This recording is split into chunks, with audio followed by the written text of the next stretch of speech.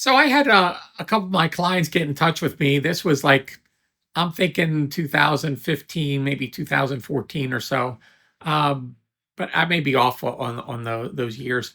But it was Kostadin from Mozart Studios and Andrea Valentini from T-Neck Sound. And in both of them, I sold them a good amount of gear, and they were good friends. And they were telling me that there is this company that they got involved with called Atomic Instrument Company, and they were making a speaker. And they thought that I should get in touch with them or have them get in touch with me and see if I could help them out because they were kind of new to the speaker market. And I said, sure, I'll talk to them. I had no problem. And they had a speaker called the 610, and it looked like the old Altec speakers. And I think it's called the 610 because it had a 6-inch woofer in the front and a 10-inch subwoofer in the back of the cabinet. They were active monitors, and this was the first one they were doing. And I said, okay, I'll talk to them.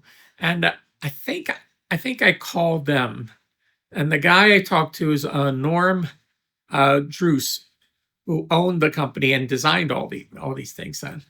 Since then, he passed away in 2019. But when I talked to him, he was telling me about the speakers and what he was going to do and how he had it designed. And then we were talking about price points, what he was going to sell them for. And when he told me what he was going to sell them for, I was thinking, I told him, I said, you're selling it for way less money than you should be. And you could tell he was very, very passionate about these speakers, and he wanted to get them into as many hands as he could. So he felt if he kept the price low, get him into more people, he didn't need to make a huge amount of money. But I was trying to explain to him, it's not so much that you're making a huge profit. It's you need the money to run the company, for your R&D, for parts, for when months you're not selling anything, and to cover the bills. And he got angry with me. He didn't accept that fact. He wanted to sell them at this lower price point, and I think it was way below. I think it was like $4,000 or so for the pair, for an active pair. And I said, you should double that, and you'll be right in the price point of where other active monitors in that of your quality are at. But he didn't want to hear it. So we talked for a while, and nothing came of it. But the funny thing is, I was just remembering this conversation I had with him.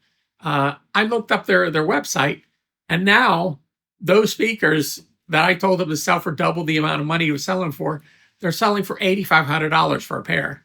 So I guess after he passed away, his wife decided, or the company decided, to raise the price, and that's what they should sell for, and that's what they are selling for. Now they also make a bigger set of monitors with an 18-inch sub speaker in the back, and it's I think it's a 3-way. It's kind of hard to tell because they have this screen on the front of it, but they're selling those for something like $22,000 or $23,000. I think that may be a little too much, but that's what they got those things set at. But given at that price point, I just did that story on Kusowski Swiss, and his double 12-inch active monitor is around the same price, so maybe they went by that. But the smaller monitors, it's just funny that they took my advice. Now the other thing that Atomic Instrument makes, and they made this before the speakers, is power supplies. And they make it for the SSL, the 4,000, 6,000, 8,000, 9,000. And they also make them for the Neve V series and the AMEC 9098. And when Bon Jovi's console was over at his house, the studio got hit by lightning, and it knocked out the power supply. And what John Bon Jovi decided to do was, he decided to take the studio down, because when he wanted to record, he just booked the studio, and he went and did the work there. So all the gear from there moved over to Obie O'Brien's studio, and that became Sanctuary 3. That was the name of the studio. And I was telling Obi about this power supply, which was it used half the power, lower the noise floor, and it ran more efficient. And Obi didn't know anything about that, and I told him about this, and he thought this was a good idea. So he got in touch with the company, and I talked to the company too, and they said they would give me a finder's fee for any business I sent to them. So Obi called them, made the deal. They got the power supply, got it up and running. So he was happy with it. It's also a less noise, from what I understand, from the actual unit itself. But when I talked to the company, this is after Norm passed away. And I had to talk to his wife, Misty. She didn't want to pay me a finder's fee. She's now, I don't know you. I said, yeah, but I did the work to. This person wouldn't have known about your product, and she's no, I'm not gonna pay you. And in one sense, I kind of understand it. In another sense, I think it's a bad business decision to do that, because what you're trying to do is create goodwill.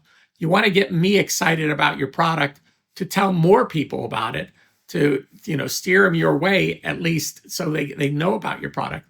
To tell me that you're going to give me a commission and then say, no, I'm not going to pay you. Well, then there's no incentive for me to talk about your product at all.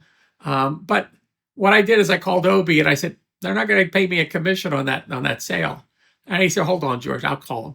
So he called him up, and then Misty called me, and they sent me a check, and everything was good. But you got to be careful about that kind of stuff when you tell someone you're going to give them a commission or a finder's fee, pay it, because that goes a long, long way. So this Atomic company, they're still in business.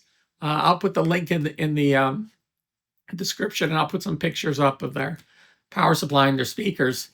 They make them all different kind of colors. It looks interesting, and I've never heard them, but my clients that have heard them really like them.